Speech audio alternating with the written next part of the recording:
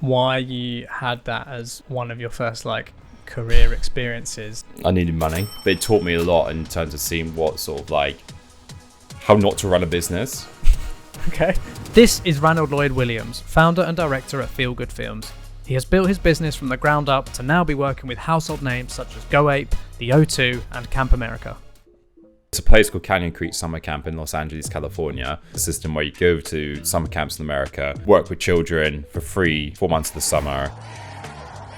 I flew home, quit the 2 jobs that I was working, and I flew back out to Los Angeles about 3 days later to continue on this pathway of positivity and wanting to do something I love. And that is literally the distinct moment I was like, 500 people think you're doing the right thing, you're going to be all right. Ranald speaks openly about one of the lowest lows of his career so far, which I would say is a creative's worst nightmare. Talking of saving up money, I know you bought one of the most expensive milkshakes ever. But I literally went to the shop for all of like 3-4 minutes, came back out and the back of my car was open. And I didn't know what to do in that situation. I was like, oh my God, 17.5 grand's worth of kit just gone. So I lost £17,500, like over a strawberry milkshake. Don't think it will never happen to you. Addressing how to get started with a creative career, Ranald lets us into the reality of his university experience. How much do you think university prepared you to be a business person? Did you have any education in regards to how to start a business, how to run a creative team? Explicitly kind of like, so you actually want to earn money from this creative thing that you're learning, here's how to do it. Did you feel like you got support with that or? No. I'm right in thinking you came up with a first in your degree, right? Of course. Of course. Yeah. How many people have ever asked you about what degree you've got and where you got it? And when it comes to work now, no one. Welcome to this episode of the First Person View podcast. And today, of course, I have a very special guest for you. Today, we have the founder of Feel Good Films. He is a creative extraordinaire and he is one of the hungriest entrepreneurs that I know. Ranald Lloyd-Williams, thank you so much for coming in and welcome to the podcast. Thank you, Jason. It's a pleasure to be here. I really appreciate those kind words that you just said there. Hungry entrepreneur. I like that. It came very hard to me to actually give you a compliment, that's for sure. That's been the first time I've ever heard one, so I do really appreciate you doing a very formal setting. Exactly. No pressure at all. There's millions of listeners. Everyone's going to listen to this. There's going to be about 2 people listen to this. It's all good. So let's educate our listeners and watchers. Bring us up to speed where you're at as a creative, what you're doing right now, and then let's dive into how on earth this all began. Sure, where I'm at as a creative right now. So me personally, my career's evolved quite a lot through the creative sphere. I'm now in position as a director of a company. And when it comes to actual creative, I'm more involved in directing on set. So I don't touch the tools anymore. It's very much managing teams and then also still involved in the post-production on certain projects. But all started, obviously, picking up the tools in the first place and then wanting to develop a company, develop a brand, and work with some cool people. But for me, creatively, it's very much managing in a creative way. So where was the first time you picked up a camera and did you know this was what you wanted to begin as a business? Yeah. Or was it just fun to begin with and then someone was like, oh, film my wedding, film my house being sold? Well, my story started a little bit in a different format. It wasn't picking up a camera first, it actually started in post-production. So way back when, I was massively into video games. So it started with Call of Duty montages.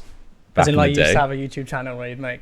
No, I didn't actually have a channel. So I used to love playing video games with my friends. I was a bit of a nerd back then. Not to say that I'm not now. Nerd in a very different way, back then, very different context. So it started with Call of Duty montages probably when I was 12 to 13. I think I had a little bit of an interest when I was younger, but when I was a teenager, I didn't really know what I was doing. I was very much into sport, very much into my tennis, into my basketball, into my football. And that was just sort of a weird release of doing something a little bit different and creative. And then it sort of quickly evolved throughout the years at school. I did media at school and that didn't really spark too much interest or engagement. I want to take it a little bit further. It's more my own personal time with my friends. So ended up getting my first DSLR, I think when I was around 15, my first proper 550D, I think, Canon, way back when. And it's very much experimented, but it's more of a passion for the post-production and creating something. And I think taking footage, whether it be from video games or stuff that I was creating and actually telling a story out of nothing, which really got me into it. Yeah. So then when I moved on to going to university and moving through that pathway, it was my year. It changed from 3,000 to 9,000 a year. Damn. So I was like, damn it, that sucks. So the doesn't people it? in the year above you were paying a third of what you were paying. My brother paid the same amount overall that I paid in 1 year.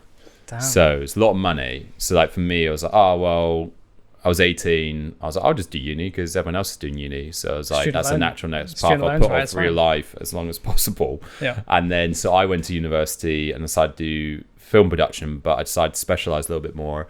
So I did digital film and post-production. What does that entail, like digital film and post-production? Well, it's heavily more involved in the post-production side of things. So it was working on compositing. It was working primarily in post-production software, 3D, CGI, animation, all that sort of fun stuff. Okay. But we also had elements of doing the production involved in that sort of process. So learning about general camera operation to script writing to everything in between. But my degree is very much more focused on the post, and because that's where I felt my strengths were. Like I picked up cameras, did all that sort of fun stuff, and when I was like 17, 18, started exploring the idea of doing a little bit of YouTube channel, but it wasn't really anything super serious. It's more just like trying out something and just experimenting.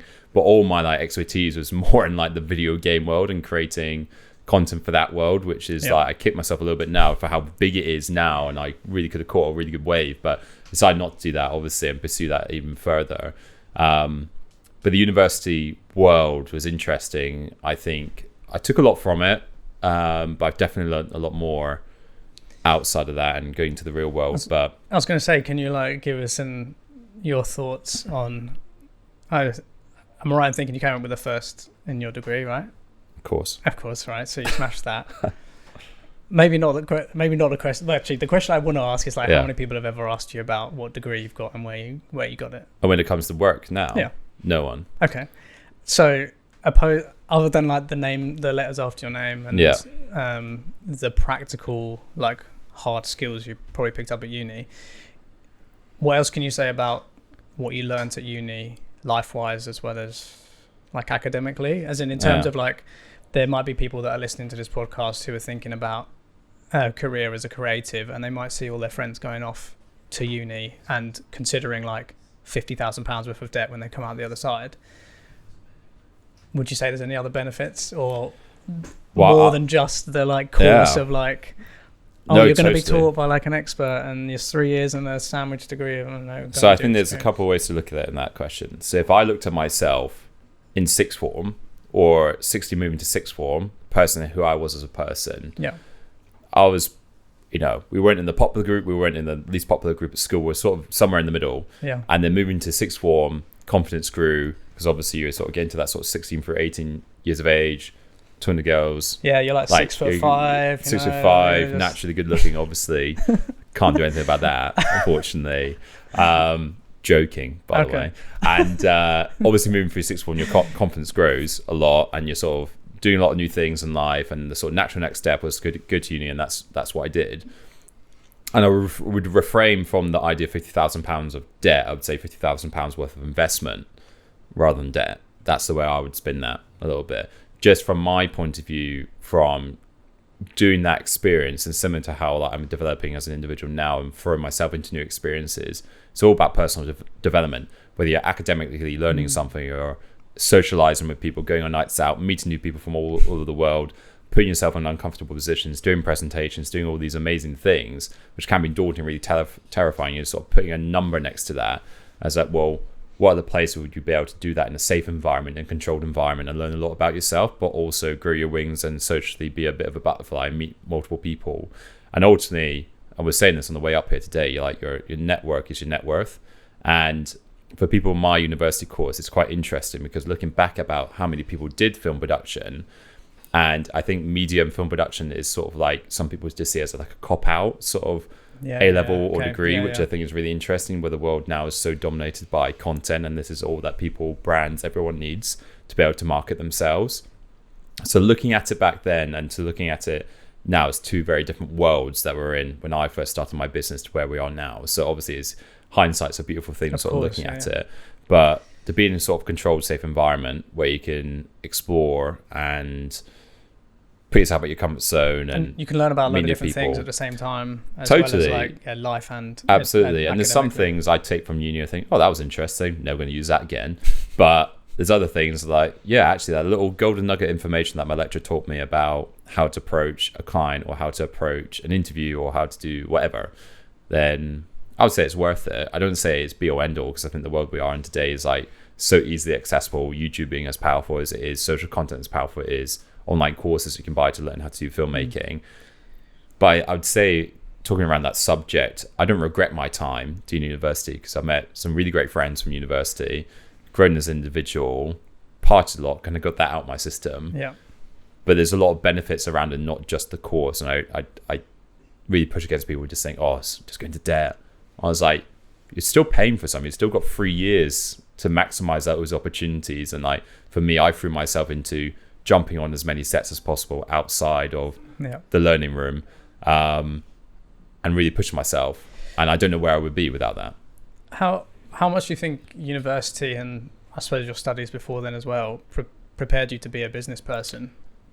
Because I think from my personal experience and what I've heard from other discussions is that you might get taught the hard skills and like touch on various different areas of an industry, but in terms of like you're then out of university and then it's like, yeah, just apply for jobs, or like, yeah, just start your own business. Did you have any education in regards to how to start a business, how to run a creative team? I imagine there's like some group projects kind of thing, but like explicitly kind of like, so you actually want to earn money from this creative thing that you're learning, here's how to do it. Did you feel like you got support with that, or No. would you advocate for like there being more of that in the curriculum?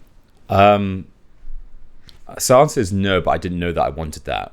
Because I came out of university, I know even going into university, even coming out of university, that I really want to start my own business. That was like never, ever, ever on the radar for me. So I think if I knew that going in, I probably would apply myself to find out more of that information. But because I did a digital post-production degree, a lot of my time was focused on post-production. I know in the general film production degree, which some of my friends did, they were sort of dipping their toes in everything. They did a lot on pre-production, producing, potentially a little bit of that sort of client management. The good thing about university is that all my lecturers are actual practitioners in the industry. So they actually were in the industry as well as obviously been lecturing as well. Yeah. So they all have varying levels of backgrounds from different types of films they were making. But even still back then, the landscape was so different to what it is now.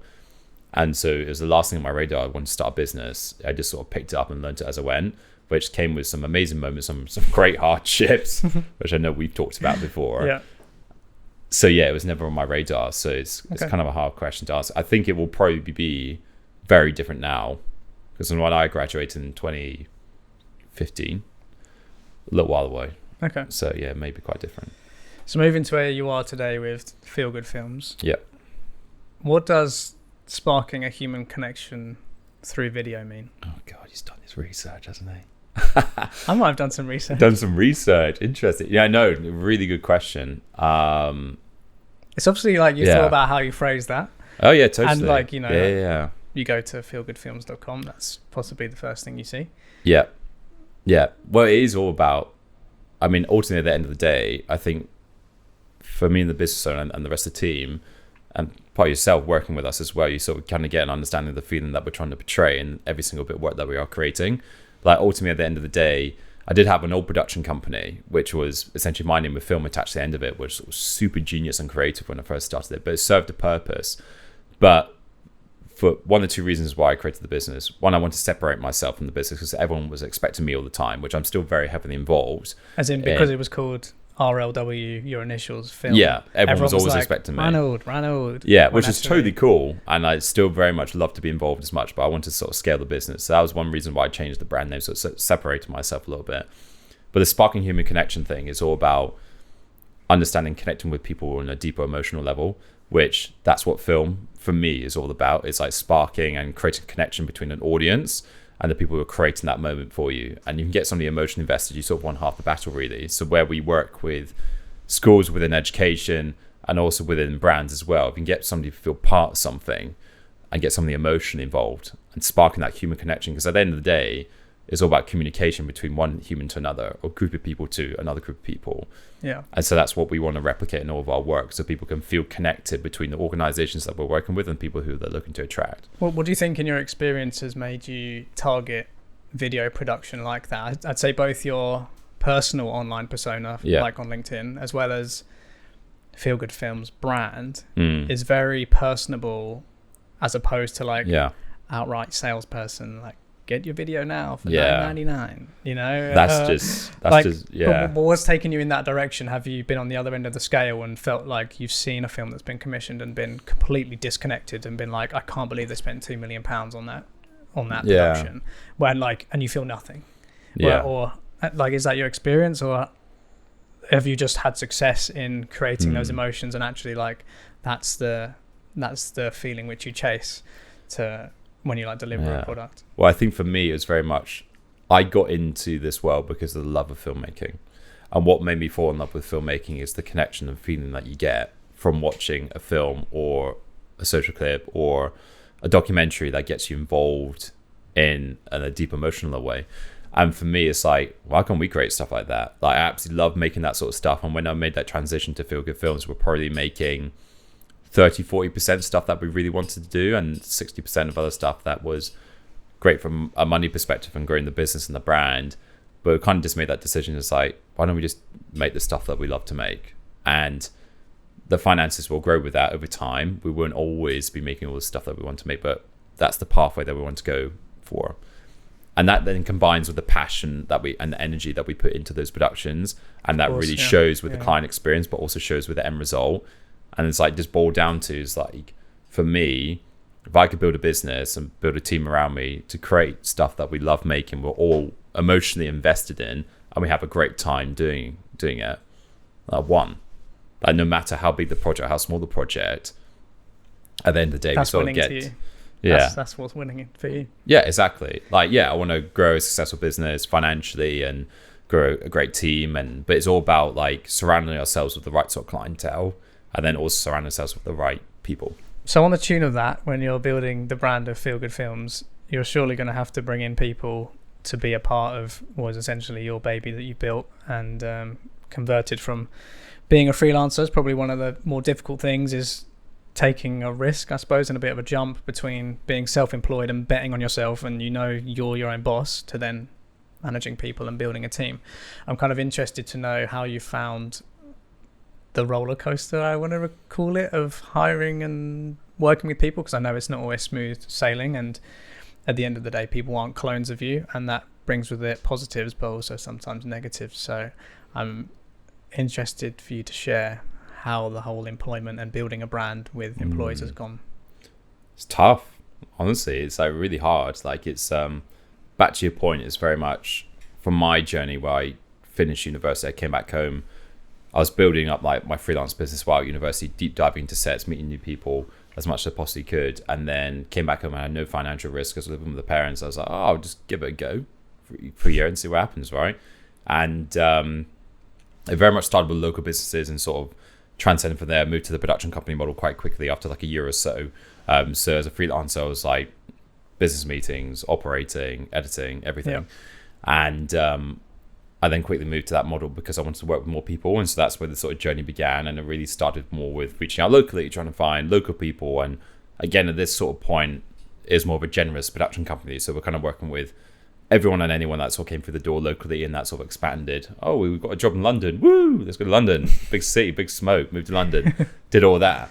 And then transcend from there. Like, I did a lot of stuff in like the nightclub world to begin with, which was wild in a good and bad way. Okay. Best way to describe it. But when I started to like really bring on more people, that was like the toughest thing ever, because it's like a power play of like giving up control, because you want to be able to trust people to do the things that they need to do to make the sets bigger, more efficient, run smoother, better product, right? And that's really hard to do. And when that starting period where it was just my name at the door, it's very much I was leading those projects, always the person on the phone, always the person doing the proposals, always the ones doing the contracts. So like my roles and responsibilities, I was wearing so many different hats, and it got to a point I was like, I need more people that I trust. And it initially started with this sort of freelance model, bringing, I don't know how many people know about the production company model, but a lot of businesses in the production company world have like a core team, and then they may have freelancers that they rely upon for wider work and dependent demand, etc. And that's where I first started, because there was no like financial risk in the sense of like I was employing someone. There's very much financial risk that I was giving responsibilities to other people to come on set to represent the company, all while when I was talking to clients and being very transparent, like it's a wider team, they help make this happen. The products that you're seeing isn't inclusive of everyone, but these are freelancers that work with me to make this happen. And that was a difficult journey to begin with, giving up that sort of control. But actually, as soon as I gave up that pride side of things, said I've got to do everything, I've got to really be at the forefront of all this, it quickly then changed into something a bit more efficient and allowed me to actually grow the company quicker, make more money as a company quicker as well, be able to invest in more things, and then start the journey of bringing people on full time. And that's obviously a roller coaster, because that's a different sort of commitment. It's a financial commitment. It's also more a tax commitment. Of course, all that sort of fun stuff. But it also ties into then ensuring that you're building something really special. And for me, that was always important. And that is really based on the team internally and also the wider team as well, because people have been, people have gone, and people stayed. And the people who stayed really understand the value of what we're sort of translating. What are the values that you look for in people? And this is very personable to you, I think, as a person, but like top line, first things that come to your mind when you're assessing a candidate to come and be part of the Feel Good Films. Assessing a candidate. I probably wouldn't call them a candidate, first of all. They're lining up to come and be part of your company. Out the door, lining up, No, I think for me, it's just all about, I feel like I'm a very genuine, transparent person, very much heart in your sleeve sort of guy, which can be a really great strength but massive weakness in others, especially when it comes to business. So I've learned over the years to sort of toughen my shell, and when dealing with those difficult decisions and things that happen, then I have to do that.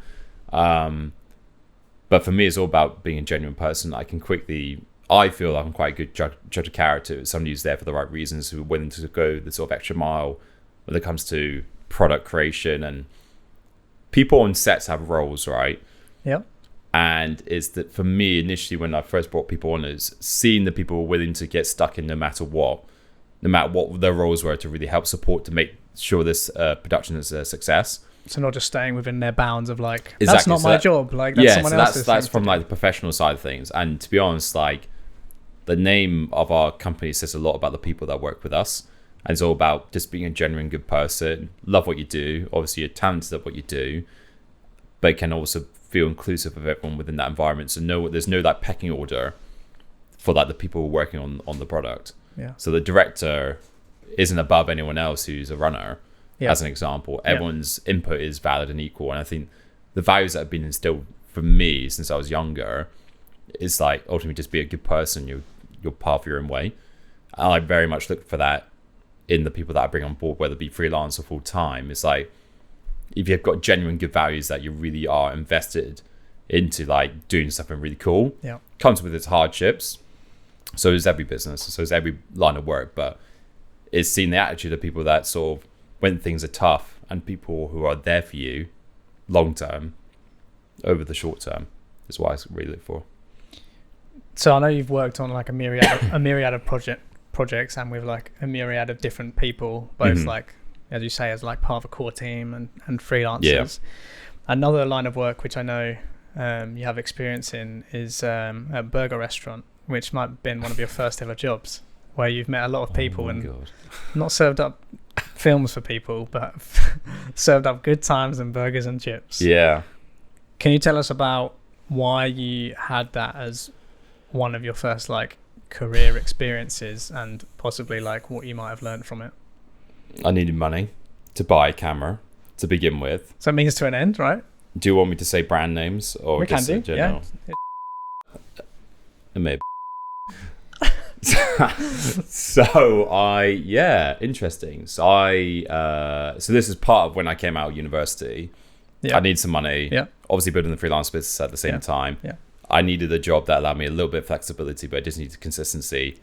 Didn't necessarily need to go into like a big corporate job, because that would take up way too much of my time. I needed flexibility of hours. So if I needed to go shoot a nightclub in Essex at 11 p.m. through to 3 a.m, getting drinks spilled over you, having the best time of your life, I need that flexibility.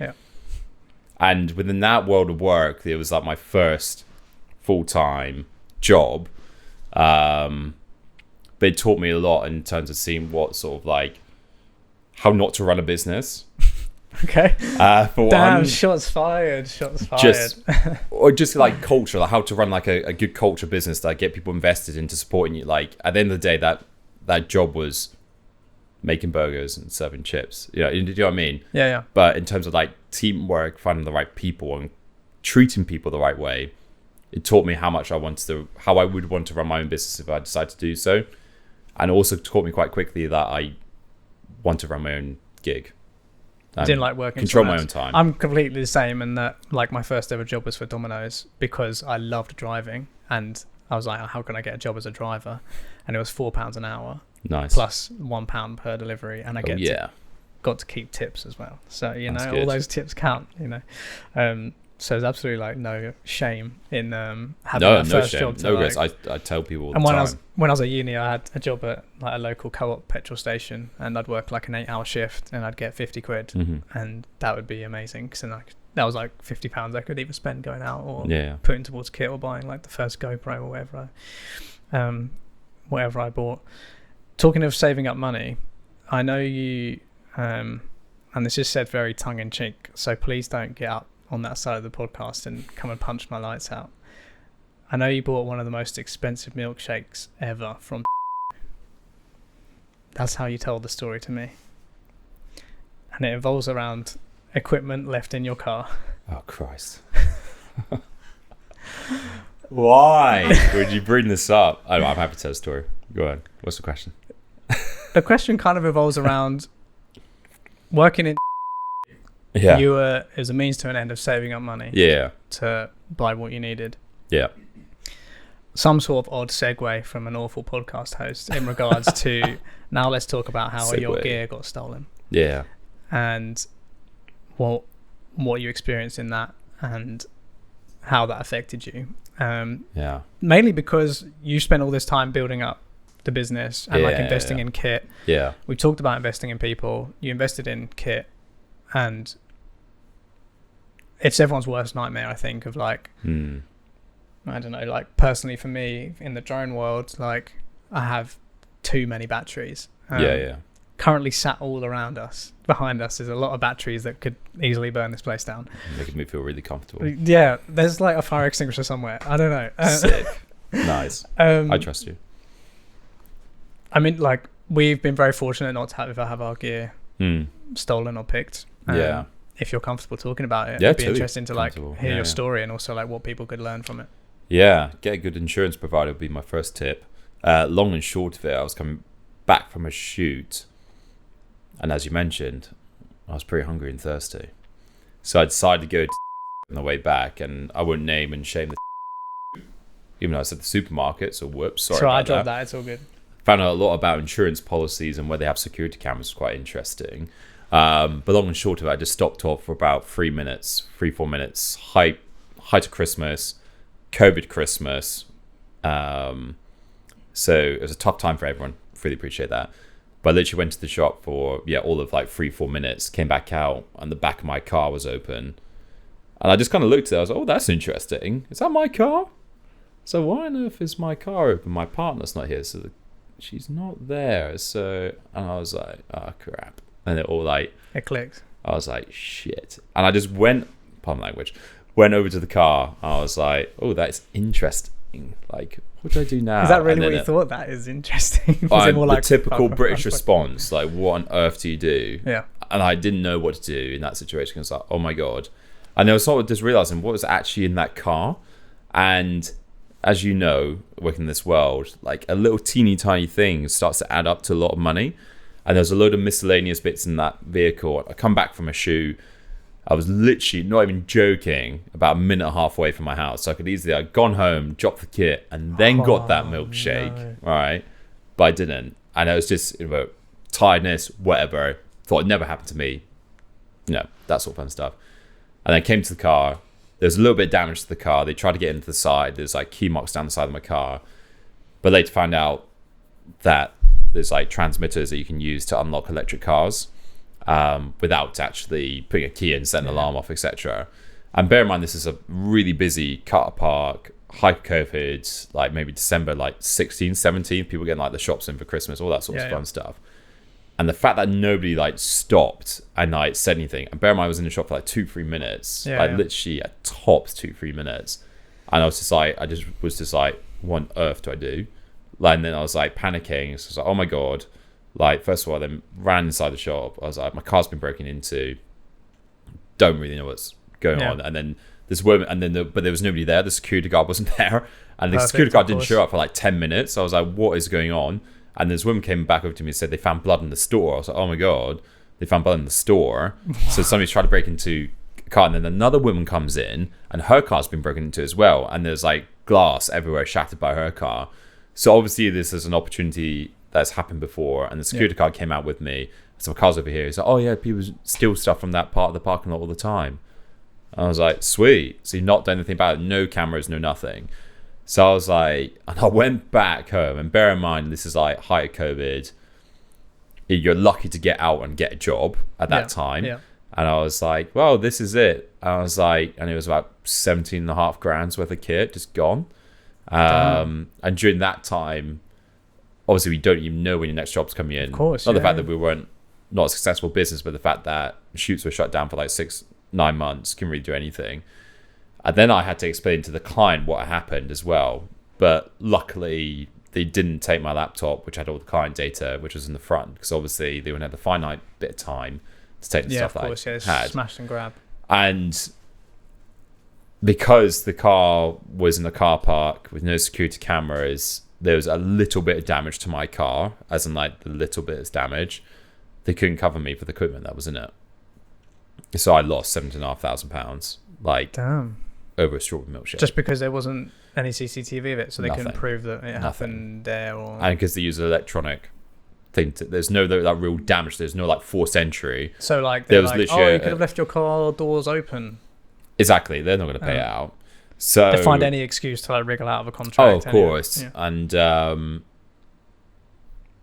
even if you stay at a hotel or anything, like, if I can impart any words of wisdom after that experience, please do. It's like, don't think it will never happen to you, because I was very much in that mindset. And I was quite young. I was youngish back then. I'm like approaching 30 now, so I'm not saying that I'm getting old, but you're old, mate. I'm old. I'm Asian, but it's to don't think that you're not next on the list for that sort of stuff, especially if there's a lot of equipment. Oh, I can't be bothered to lug that equipment up a flight stays in a hotel room at 1 a.m. and my shoot starts at 6 a.m. I'll be all right in the car. Don't worry about that. Like, trust me, you do not want to be in that situation, because I was lost. I was annoyed. I was frustrated. I was like, why me? Like, what about, I was like, COVID, this, what next? Go on, throw it at me. Like, what's next? And it was like, and the fact I couldn't get any money back, I was like, well, this sucks. Like, sucks. I was like, well, bad things comes in threes, right? So what's next on the list, you know? But got through it, learned from the lessons, and move on. Like, and I could hold on to that feeling and thought, but like, it's not going to change anything. So yeah. So it must have taken, like, you had just started scratching the surface of the emotional side, in which, let alone the business side. Okay, money's okay. Money comes back. Yeah, so money's going to come back. Fine. Insurers, okay, didn't cover you in the way you wanted to. Emotionally, that must have been very difficult to deal with. Like you're starting to describe, like COVID, lack of jobs, uncertainty. You're on like a rising business. Taking that much of a hit at that time is going to be like devastating. How do you deal with that emotionally? And what kind of a support network around you do you have to help support you in tough times like that? Yeah. Good question. Emotionally, it was really tough because, as I said, you're kind of like, well, what's next? Like, come on, like, COVID's paused the business completely for a good considerable amount of time. I'm quite a positive person. I've said a very positive person for the most part of my life, because it's like, well, you can't do anything about it. Crack on. Like, you may as well keep a smile on your face. It would be a real shame if you weren't a positive person and your business be called Feel Good Films. Yeah, not Feel Good Films. That'd be pretty bad on that. So for me, I was like, can't change anything about it. Just got to go with it. I'm very fortunate. I got a very supportive partner who I remember literally I came back home. Bear in mind, as I said, I live 1.5 minutes away from this establishment, which all my stuff has just been nicked from. Called the police. Find out there's no security cameras. Wonderful. Call the police. Because it's COVID, there's a height of burglaries and so much going on that no police could come down. So I never got a proper police case to it. Amazing. So I'm like, this is gnarly. This is cool. And I remember going home, walked in the door. She's all right. Yeah, how was your shoot? I was like, yeah, amazing. All my stuff's been nicked. And she just couldn't believe it. And we've never, in my family nor her family, we've never had anything like that happen to us before. So I was like, I didn't really know how to process it or deal with it. So all I did, I was like, jumped on Skype and played a little bit Warzone with my friends at night. I was like, well, nothing much I can do about it and deal with it in the morning. But I remember calling you up about it. I remember calling up a bunch of people in the industry about it. I was like, just telling about the situation, just because I felt I needed to not vent, but kind of get off my chest. Share so people it, that right? could understand my where I'm at, what I could do. Is there something that's happened to them before, what they could do? And I know very much in the filmmaking community, especially, I've definitely seen other people's stuff. You know, if they've been like traveling overseas or something gets nicked, etc., the community really gets behind people. And I had plenty of outpouring of people saying like, if you need to borrow a kit for the next 6 months, no rental charge or nothing, just let me know. And that was amazing, and that made me feel really good in the sense of like, okay, this is a really shit situation, but at the end of the day, people got my back. Even if I had people reaching out to me I didn't even know, who are following the business on Instagram or whatever, I was like, this really says a lot about this industry and how people can really connect with those sorts of really great situations. People have you back in really great spots, but also like the really crap situations. So like, emotionally for me, my support network were the team I had around me, was my partner, my family, but also like the wider community, which I thought that really caught me off guard. Well, how supportive they were. Yeah, in a weird way. Like obviously I had people or... reaching out who I knew and knew quite personally, but yeah, the fact that I had XYZ people I didn't know run rental houses or whatever reach out and offer free equipment for the next 6 months. Oh wow. You know, just whatever you need, no matter what it is, we got you covered. So that was really cool. So speaking of the industry as a whole there, yeah, what's your view on how the industry is right now, and is there anything you'd change right now? I say the industry, that's very like broad. Yeah, possibly the video production industry angle. You've got your angle and your like stake in the ground regards to the kind of films you want to make, which I think is a really good positive thing to have, rather than be like, we're ABC Films and we make cool videos. Instead you're like, we don't just make films or content or take pictures or whatever, like we produce this emotion. Like, we make you feel good from our content, and your other slogans to like kind of be like, if we don't do this, then like we haven't served you our service. That's obviously like a great positive experience you've had regards to the video production industry as a whole and like the creatives there. How do you feel about the industry right now? And like I say, if you could like project something into the industry or make a change, what would it be? So from my world, there's a different people. There's like people getting into the industry. So like the filmmaking world has definitely become way more accessible because of social media. That before the filmmaking world was a traditional course, which some of my university friends did internships at like Sky, BBC, worked at post-production house, whatever. But the social media world sort of took over, and now there's like different forms of video production, agency, businesses, film production that have grown since that. And I think, well, that's really exciting that film and video is way more accessible than it ever has been before, like ever, full stop. But also, in some ways, it's detrimented it a little bit, I would say. Because everyone can do it in a way, or because it's not everyone can do it. It makes it way more accessible to clients, but then also people don't understand the business behind filmmaking, what goes into it, the craft, the talent, etc. I see so many times people lowering the rates so much that it's a detriment to absolutely everyone across the board. And it, you know, that's really tough when you're trying to grow a business, especially if you're a new business. Understand why you do that. You know, we've done work for free. We do passion projects where we feel there's alignment there and what we think is investment for it. But I think the community as a whole is amazing. I'll just touch on that. The community as a whole is absolutely amazing. So open, a lot of fun. But I think there's part of it because it's so accessible. I see. Like it all boils down to communication, right? In a relationship, it's all about communication. Yeah. If you're not on the same page about talking about it, then that makes it really difficult. So I think my only bugbear with the industry is sometimes where people come in or people deliberately lower rates, it's not only lowering the rate for yourselves about what you're earning from that project, but it's lowering the rates and expectation for everyone. So when we have conversations with people, a lot of people see our work and see the value that we're producing.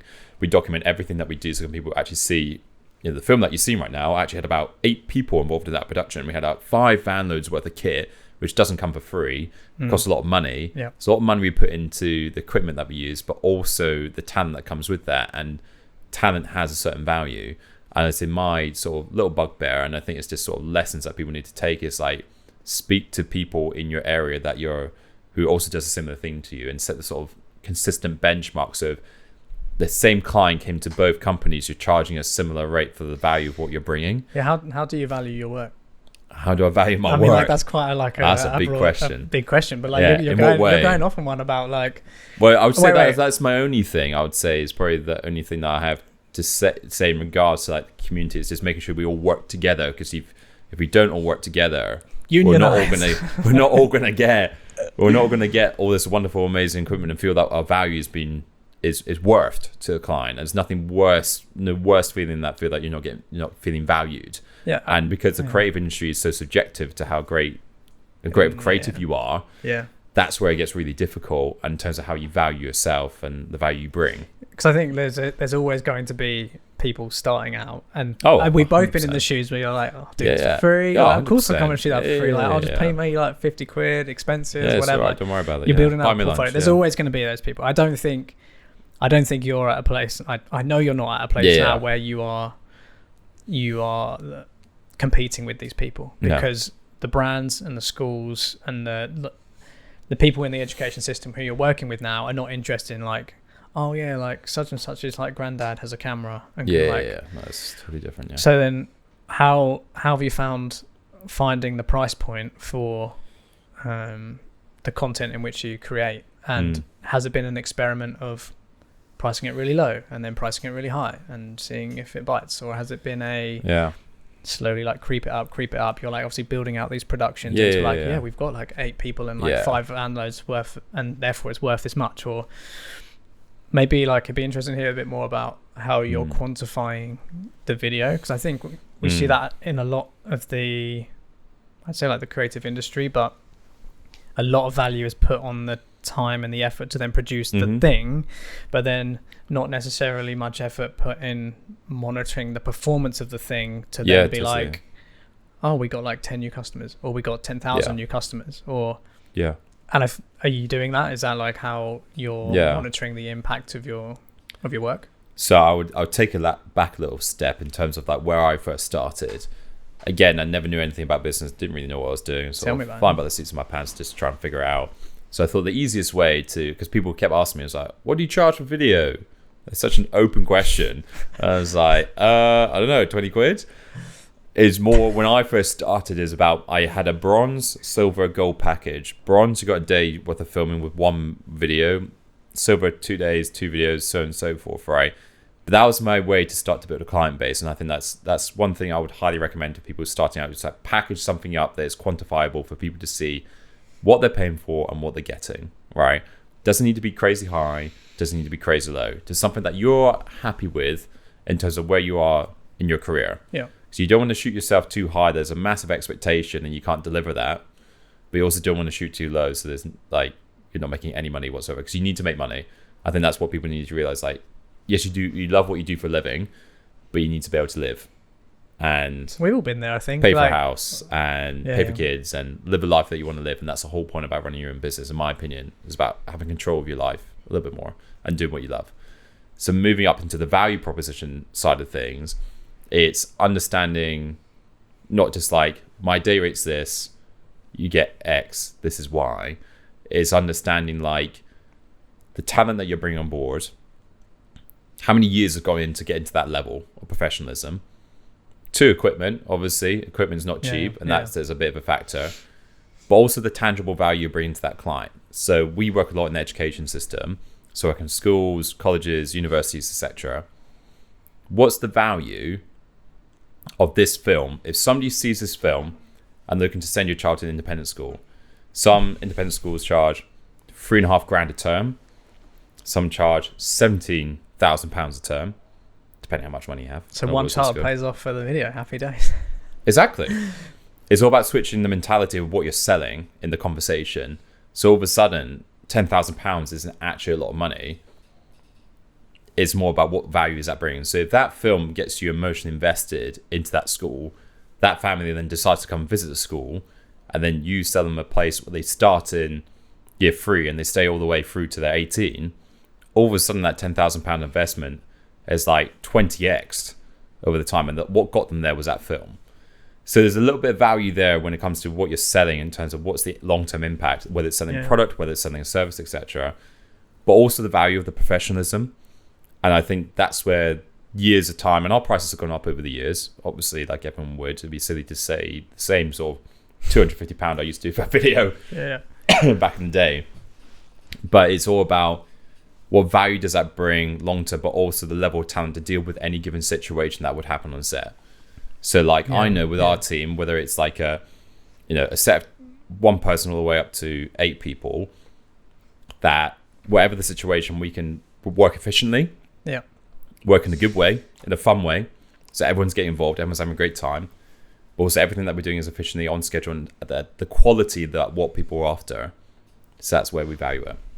So one of the like branches in there where you're talking about how to value something is in regards to the quality of gear. And I think it's a massive topic of conversation in the industry because new products are being released all the time, almost like a yearly iteration, like a new iPhone or something like coming out. How much does new gear occupy your mind? And can you, not like preach on it, but like how important is new equipment and new gear versus all of those other value points, which, are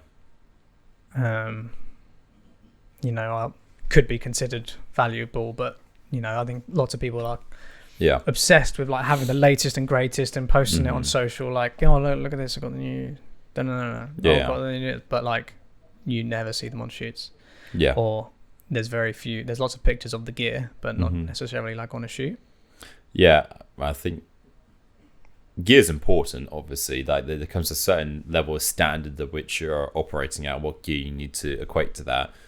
And I think that is also reflected in what you charge to a good degree. So if you turn up to a set with a DSLR camera with a generalized kit body lens, which camera would have cost £1,000, let's just say, all in. And then all of a sudden you're bringing like a Red or a Mini Alexa, whatever it may be, which is like £30,000 body camera only. It's definitely going to be a quality difference there in terms of the output of what we're producing for the client. I don't get hung up on the equipment too much because at the end of the day, it's also the talent that's operating that equipment that gets the best out of that. So you could do a film shoot with, there's plenty of amazing commercials which are shot on phones, which is more UGC sort of type of feel versus the equipment that you're buying. I think it's important to keep up with the equipment times, but I don't think people need to be buying the latest and greatest new thing every single year to keep up with that. Because actually, at the end of the day, when I speak to clients, they're amazed by all the equipment because obviously it's allowing us to do our job. Seems to look like we're doing our job better, which it does in many ways, and little peripherals that you buy to make your experience a little bit better for yourself to help manage a shoot more efficiently. But at the end of the day, they like the equipment, but it's not like a determining factor whether they want to work with us. Clients engage with us because they like the work that we're producing. They don't ever really ask, or my personal position anyway, in terms of the clients that we deal with, so we're not going to hire you unless you have a Mini or an FX9 or whatever it may be. They hire us because of the work that we're producing, the output and the stories that we're telling. Whether that's shot on an FX6, an FX3 or a Mini, we kind of make that decision based on the product that we're creating and where it's going. So like to invest in, if you're moving from like, I don't know, for example, one mirrorless camera to another, is that going to move your business the next 1% further forward? Yes or no? And that's how I kind of make my decisions. So we haven't really invested in kit for the past like year and a half, I would say, 2 years. Not like properly, not like brand new cameras or invested in other things. Yeah, and other things. So where we work in education, we spend a lot of money in getting our brand out there in education, conferences, ads, expos, partnerships, etc. That's moving the business way further forward quicker than us spending 20 grand on a new camera body. So I think it's important to keep up with it all. But at the same time, it shouldn't be, oh, I'm not going to advertise, I'm not going to shoot for this client until I have this, until I have that. Sure. Because you're in a massive cycle of just setting yourself own limitations, sorry, when it comes to growing your business. So it's important, yes, but there's also rental houses that you can rent equipment from if you really need it. I see. That's good. I like the analysis. I've got a video for you now, which we've dug out from the archives. Oh my God. And I'm going to get you to watch it Okay. and listen to it and then describe to the listeners what's going on. You ready? Oh my God, you've really got an archive here.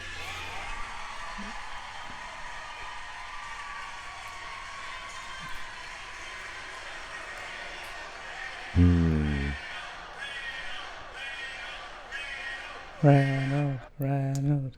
Wild. That's a TBT. It's not even Thursday yet. What's happening in that video? So that's a video of there's a place called Canyon Creek Summer Camp in Los Angeles, California, which I was very fortunate to work at when I was younger as part of working with Camp America. So it's a system where you go to summer camps in America, work with children for free 4 months of the summer, live with them, do activities with them, all that sort of fun stuff. And my very first year, I used to look after the children. And then my second year, so this is during my university years, I was then creating films for them, as well as looking after the kids at the same time. Cool. And so that moment there, I came back from my second year. It was like peak summer, end of July, August, one of the biggest sessions. And I've been creating this video for the previous 2 weeks. So the sessions were run for 2 weeks. And at this point, I was still working at GBK back home. So I had about 2.5 weeks off. Yeah. But I was also working at a gym as well as a videographer there, wild times. And I had 2.5 weeks where I was allowed to go out to America, do this program, go do some filming for them and come home. And that moment was when I showed this film that I created for the summer camp, which it means a heck of a lot to me personally in so many different ways. It's really hard to describe. But it's a place where I very much grew as an individual and grew a lot of my confidence of who I am today. So I owe a lot to the summer camp and will forever be indebted to the summer camp. And when I made this film is when I showed it to everyone at the end of the session in front of 500 people. Up on a projector In front of 500 people thinking, oh crap, here we go. This is it. Everyone's been seeing me running around with the camera for the past 2.5 weeks and wants to be in the film and all that sort of fun stuff. And that moment, that moment, which I just happened to be filming at the same time. I don't even know why. I was like, I'm just going to film their reaction. I don't know. Let's see what happens.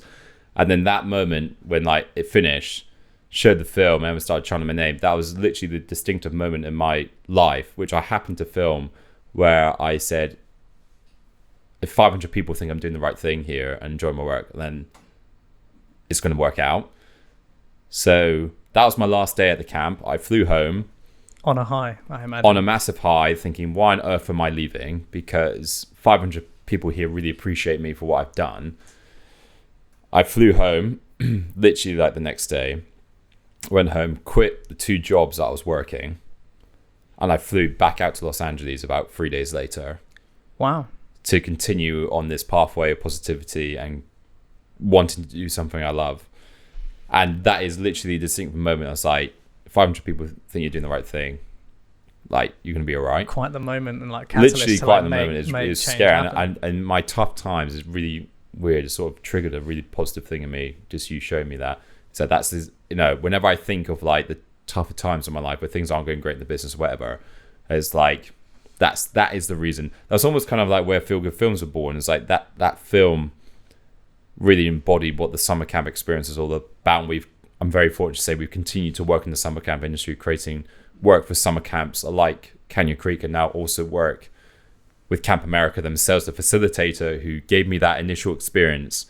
Wow. We filmed a documentary this summer for that organization. Little plug, which is coming out soon. Just dropping Camp America. Plug. But that whole moment encapsulates who I am as a person, and gives me the energy when times are tough to push forward with things, and also gives me that alignment of like, you are doing the right thing, keep going, keep pushing the creative, and keep making films like that. Amazing. Caught me off guard there, bloody hell. Well, clearly it's quite struck a chord as like something that stuck with you as like a... Yeah, it always will be. It's got a very personal place in my heart, as well as on my Instagram. That was obviously like quite a very immediate response in terms of feedback and like to your work, and obviously, as I say, like a catalyst for motion for you to commit to this as like, I absolutely love this and something I want to like pursue and try and make work.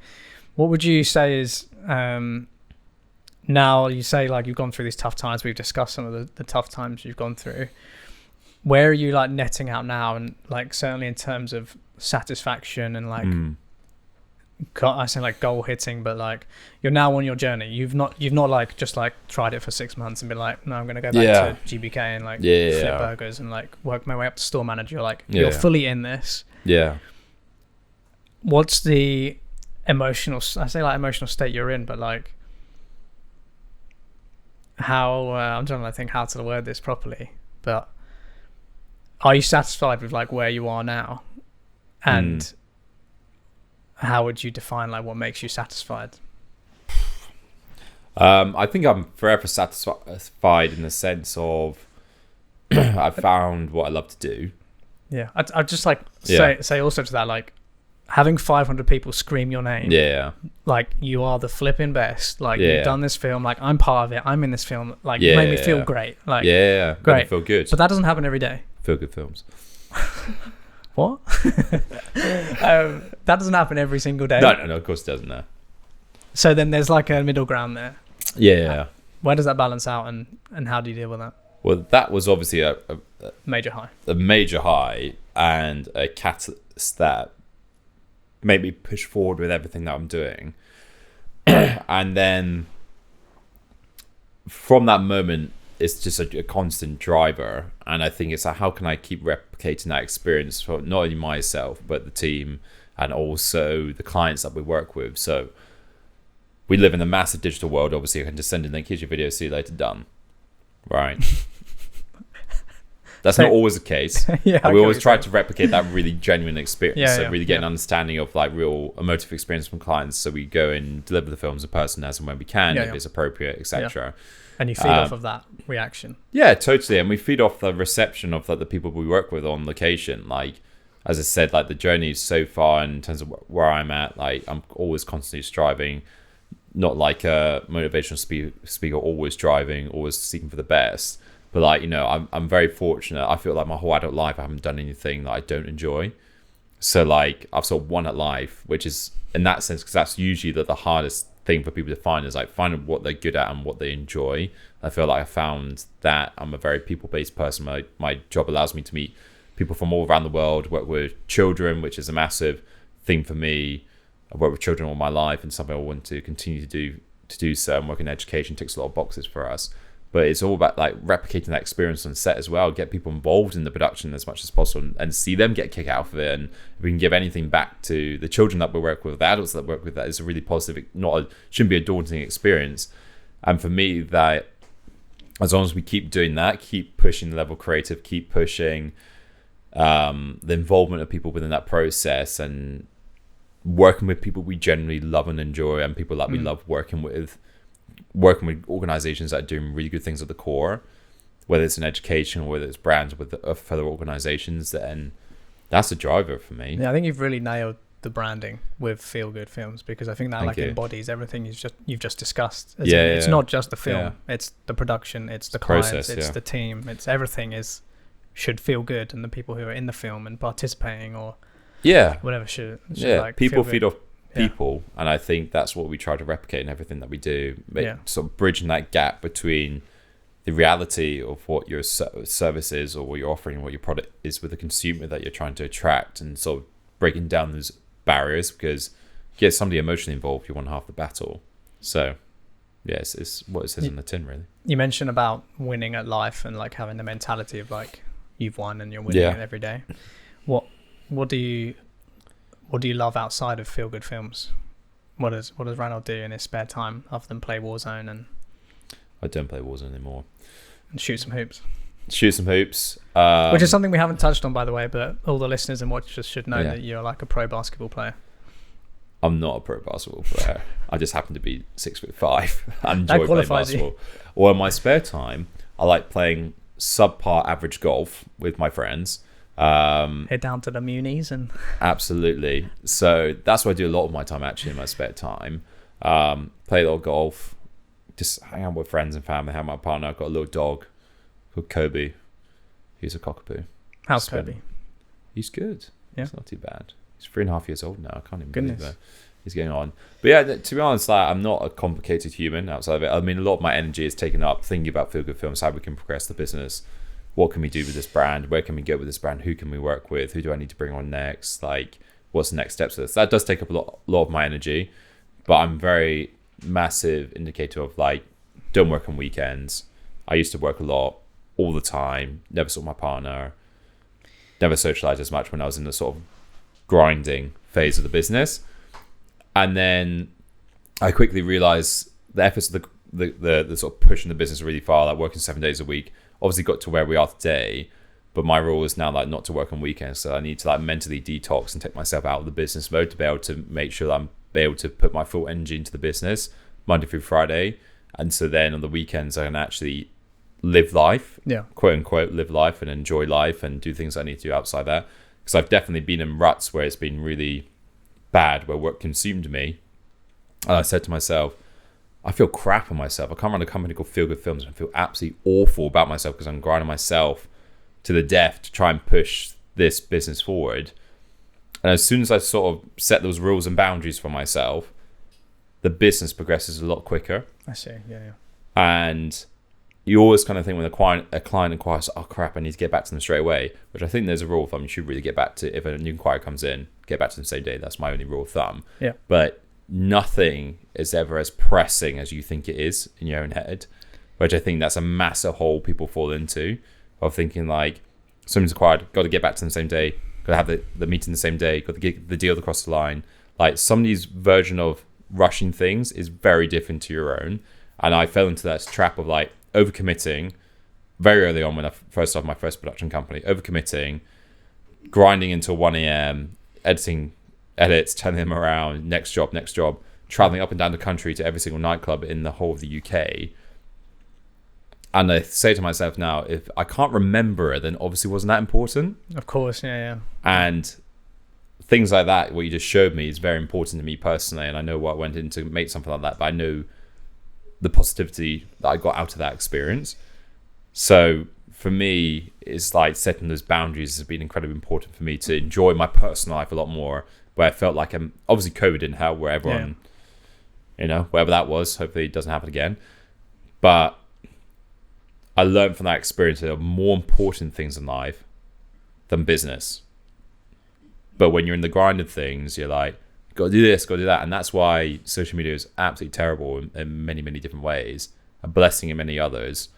But that whole experience is for me, after I've now set boundaries, that no matter how busy we are, non-negotiable, I don't work on weekends.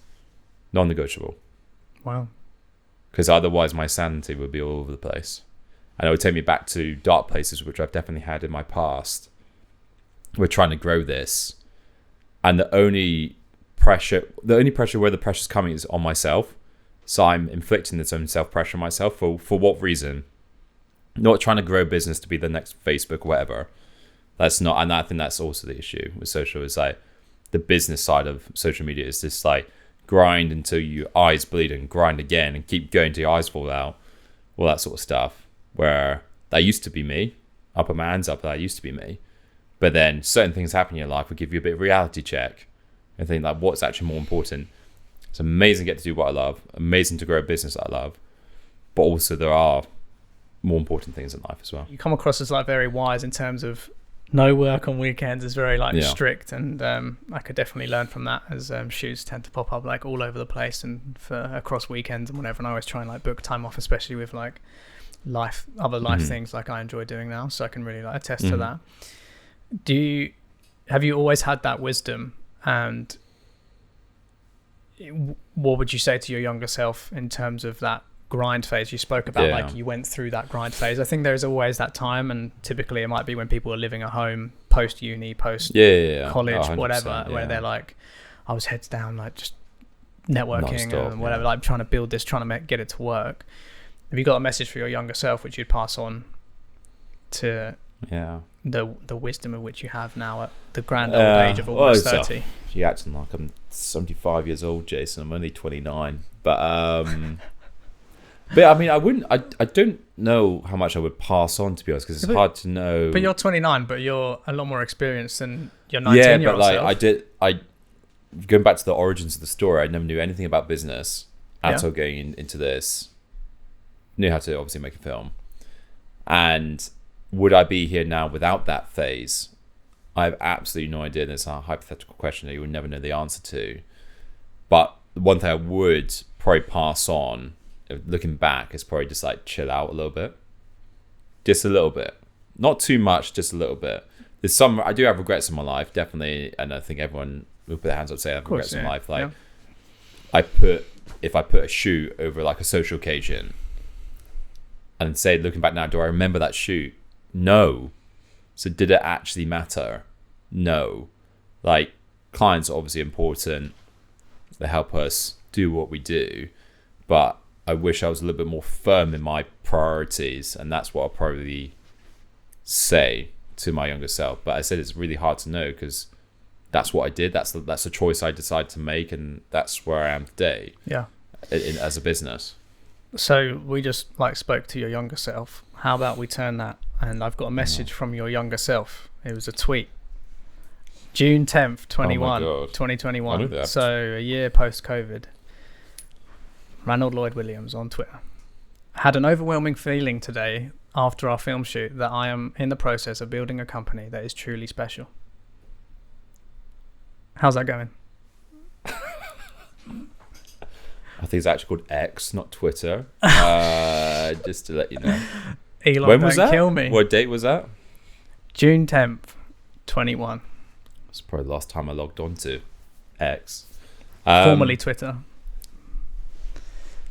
How's that going? Yeah, it's going pretty good, I would say. I don't know. I sometimes get these moments, I think, on location where, like, ultimately, this whole thing started. Like, I have managed to make money growing up and given opportunities to people to travel all around the world, make some cool stuff, do some cool things, meet some incredible people, and some incredible people that I classify as some of my best friends, and also clients I classify as really close friends as well. All sort of started with a process in my head of thinking like, I'm going to make a film one day and see what happens.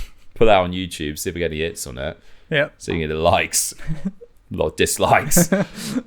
But it was all a decision making that I made to start filming and editing in my bedroom when I was younger, to now where it is right now, working with some incredible people, get to travel across the world to film documentaries and films for brands and clients, etc. And then I have these sort of moments on location where sometimes... What was that moment on location? Well, it's like sometimes there's a specific moment. I always try to take a moment on location just to physically step back and see what on earth is happening. So a lot of my role in location now is either directing or just client management, client relationship. Yeah. And I sort of take a physical step back sometimes, look back, I was like, oh, this is pretty cool, isn't it? And this all came from the infancy of me deciding to make that decision that I'm going to do this and grow this and sacrifice so much of my time, money and energy to be able to grow something. I sort of take a step back and say oh yeah, this is pretty gnarly. And that gives me that sort of overwhelming feeling that where everything clicks, everyone's enjoying themselves. As I said, we work a lot in education where we're really young children, some as young as 3, and even moving up to that teenage years, them getting really excited about what we're doing, them wanting to test out the equipment and see what it's all about, and passing some words of wisdom on to them. I was like, it just ticks a lot of boxes, and it just kind of for me just gives me overwhelming feeling sometimes building up to a shoot, especially bigger shoots, can be quite stressful. Or let's say a couple of things haven't gone your way, you haven't won a couple of projects, this is really crap, it's so annoying. What is going on? And you question everything about your life. Of course, yeah. But then when it all clicks, when a client trusts the process, sometimes with clients it's a massive amount of money that they're investing in, they're taking a punt on you and what you have decided to showcase to them as like, this is what I want to do. And when that all clicks and it all works, you can like, the client's really happy, they're smiling, they're buzzing, they're speaking to everyone about this new film that we made for them. And then sometimes the genuine like commercial impact that may have on an organization, whether it be a school, whether it be a brand selling a ticket, selling a service, and they get a financial return off the back end of that, all down from the creator that you started, you kind of think, all right, it could be worse. And that for me, that's where like it all clicks and like that feeling kicks in and gives me that then new sprint of energy for the next 3 months of like, we're onto something here. I'm always sort of cool. Onto something. Yeah. And that it's all working. And not to say there aren't hardships, because my word, there's hardships when running your own business. It is difficult. But in those moments, for me, just gives me that sort of like bit of energy, like, all right, you're doing the right thing, keep going. Keep remembering about that moment. I'm feeling very inspired, and I imagine people listening and watching are also feeling quite inspired to do something that, or like to create and do something that makes them feel good, but in a creative sense. That is like what the essence, I think, of that is. You get these little moments that just like spur you on to keep going. So, Ranald, share with everyone where is the best place for them to see the Feel Good Films work doing its thing. Sure. What platform is best? Is it on your website? Is it on Insta? Is it couple on of different LinkedIn? Places you can go. So I do a lot of stuff on LinkedIn, me personally. So it's just Ranald Lloyd-Williams on LinkedIn, Feel Good Films director. It's like Ronald but with an A. It's a Scottish name. We didn't actually tap into that. First name Scottish, last name Welsh. I live in the south of England, so do we have time for that? It's a long story. Go into the origin story of that one. So that's me on LinkedIn. We're Feel Good Films on Instagram. That's where we see a lot of our portfolio work behind the scenes. We're about to launch a new YouTube channel as well, which will be Feel Good Films on YouTube. So we document everything that we do, process, the people behind the brand, absolutely everything, client processes, products, etc. on there. But you can also find us on the website, Feel Good Films coesandcompany.com. Couldn't get the actual domain for feelgoodfilms.com, which is very sad. But I like the whole having to explain it to everyone every time. Yeah, so I made that really complicated. So no, Jason and team are going to put up some lovely links. Oh yeah, there'll be some links somewhere. Or maybe here. Oh yeah, you know it. That's the one. And who would you most like to get in touch with yourself and the team at Feel Good Films? We've discussed your work with brands as well as the education sector. Yeah. Like, if people know of someone, obviously you say your network is your net worth. Yeah. Who can people think about who they might know, who they could connect you with, or start a conversation with you to then to connect the dots? Is it the head of marketing at a private school? Is it maybe. Yeah. Is it someone who might know someone with a business who either doesn't create content right now or creates content which is lacking emotion, is lacking anything that makes you feel good? Yeah. Good segue. I think for us, I mean, we typically deal with heads of marketing or direct business owners, CEOs, or business development leads. So we work a lot in education, as we discuss, independent schools, colleges, and universities. So that would be wonderful if you know a school or somebody who's looking after content. But I think ultimately it boils down to if you feel anyone that you feel has an amazing story to tell, whether it be a brand, an organization, an education body, anything in between. You feel that someone has a really great opportunity to share something really valuable and special, then that's what we would love to connect with. There you go. And now Ranald doesn't know what's coming, but I imagine the listeners do because they've listened to all these other episodes. We have a special challenge for you, and it is called How Hard Can It FPV? Okay, Ranald, welcome to How Hard Can It FPV? I'm here. So in this challenge, we have asked all of our guests to fly an FPV drone, so a first-person view drone. Typically, in real life, we wear the goggles, and as you know how this is. We have loaded up this course on the laptop, which is called Straight Line. Okay. And all you have to do is fly the drone through the gates of the straight line. There's like 5 gates, and you've just got to get from the start to the end. You have 3 tries to finish. Okay. Now, as far as I'm aware, you haven't flown FPV before, Have you? No.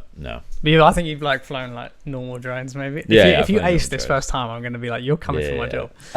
job. Yes, here is our leaderboard of all the different times. People who have flown FPV before Yeah. have done this challenge, but with the controller upside down. So there's like a bit of a All right. Oh, I handicap see. to kind That of makes like, sense. so like Seb and Yeah. myself and Will have all flown FPV, so it'd be far too easy. So Okay. it's the same controls as a normal drone. I think you probably remember how to fly a normal drone. Yeah. But yeah, so this is your challenge. The right hand stick will steer you a little bit in the way. There we go. Here we go. How hard can an FPV go?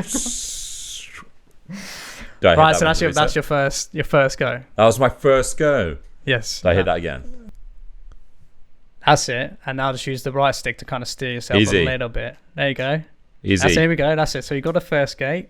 You're doing really, really well. You know, it's just a straight line. Flying a drone simply for a straight line. That's it. You got this.